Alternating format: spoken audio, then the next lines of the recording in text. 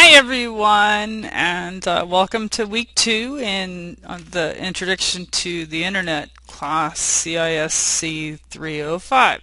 So today I'm going to talk about using email, which is basically just electronic mail, and I'm sure most of you have used that based on your class introductions. So I'm going to just overview the email that comes to you free as a student with Los Rios Community College, and the URL to get to your free email with the college is imail.losrios.edu. So that's your direct URL to get there. Once you're there, your login is your student ID and password.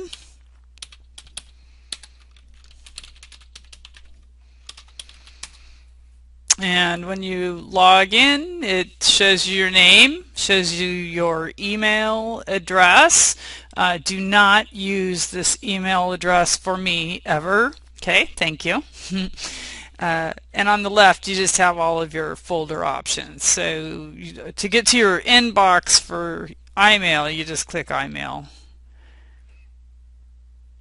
And that will show you your inbox, and then it will also show you any folders that you have set up. You can also get to your sent mail so you can review the email that you've sent.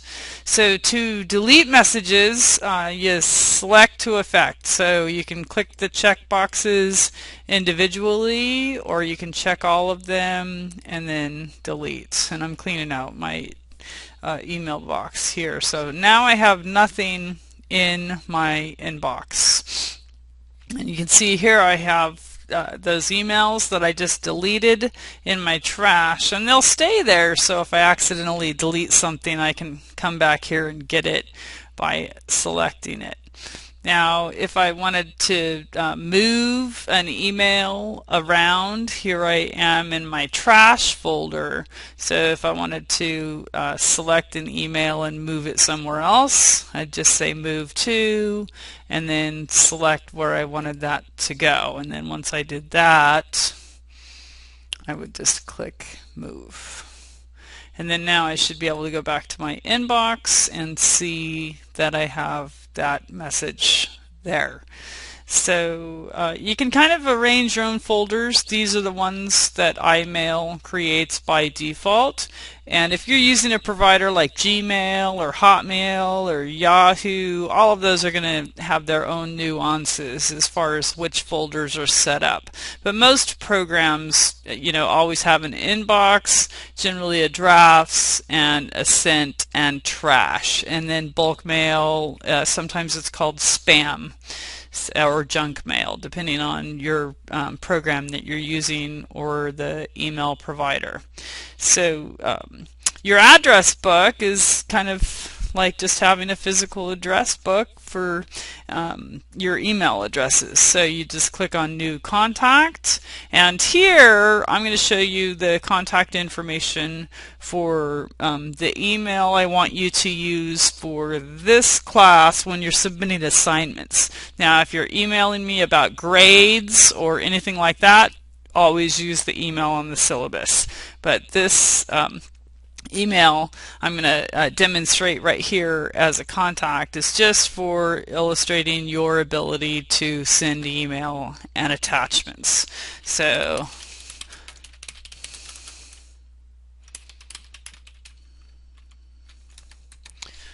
and the email as outlined on the Project 2 guidelines is CISC 305 at gmail.com. And Gmail is a good product if you're looking for a home for your email. There's a lot of things you can do with it, incorporating documents and just using a lot of tools that are connected. So if you have questions about that, go ahead and post them, and I'm happy to address those in our discussion board. But just think about that.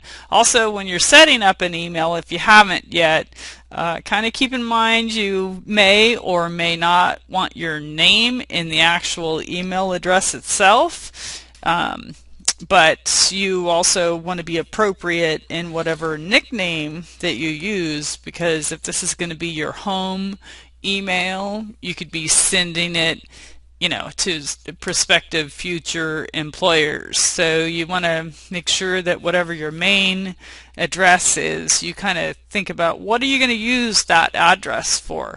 And it's not uncommon to have several email addresses. You can have a personal one, you could have one for school, you could have a separate one for, you know, some other project you're working on. So you just have to kind of think about that.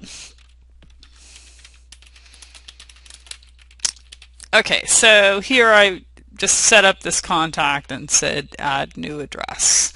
So one last thing I want to talk about when you're composing emails. Every provider is going to have different fields for you to be able to complete. And you're going to see here that I have a to field and a CC field. So to is obviously who's getting my message. CC is someone that's going to get my message, but I am not addressing it specifically to them. I just want them to know about the correspondence. Okay, and then other providers also have another one I'm going to type here for you. It's called BCC, and it stands for blind carbon copy. And basically you use that when you do not want people to know who received the email.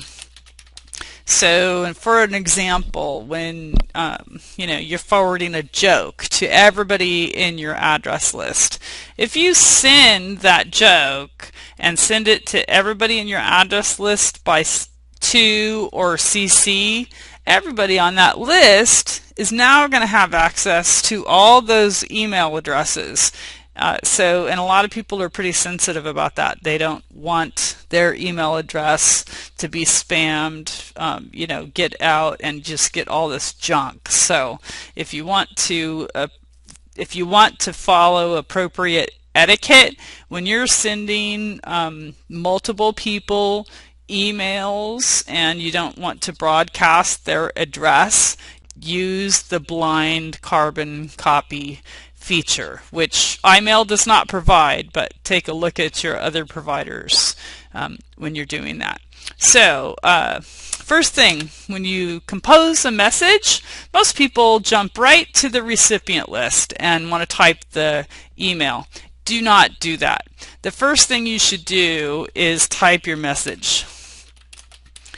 And another thing I've noticed is I get tons of emails from students, and it's classic that people forget to sign the email. So always put your name and maybe even your contact information, you know, just like you would write a letter.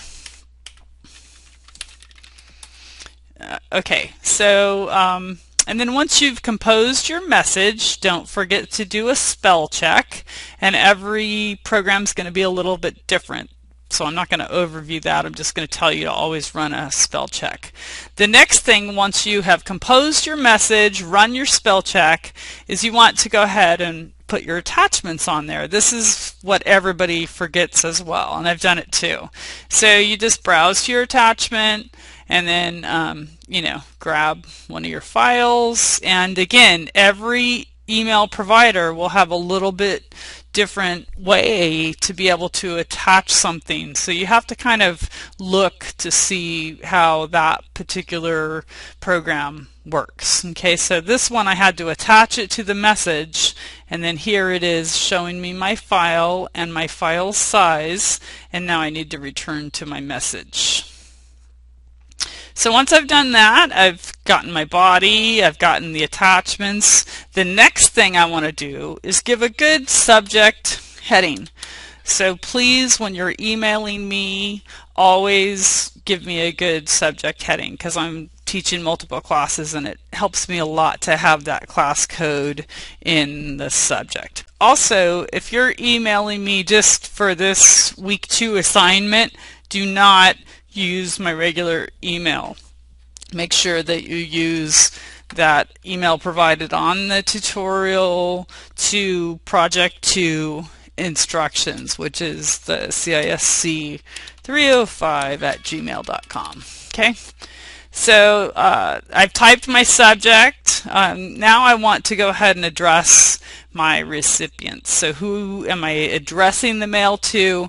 And CC is if I want to include somebody, I want them to know about the correspondence, but I'm not actually addressing the correspondence to them. They're just in the loop. Okay. So once you've got all of that, then you're good to send your message. And once you do, it might take a minute or two for your inbox to populate with the receipt of that message. Okay, so go ahead and go to the next tutorial and we'll move forward. Okay.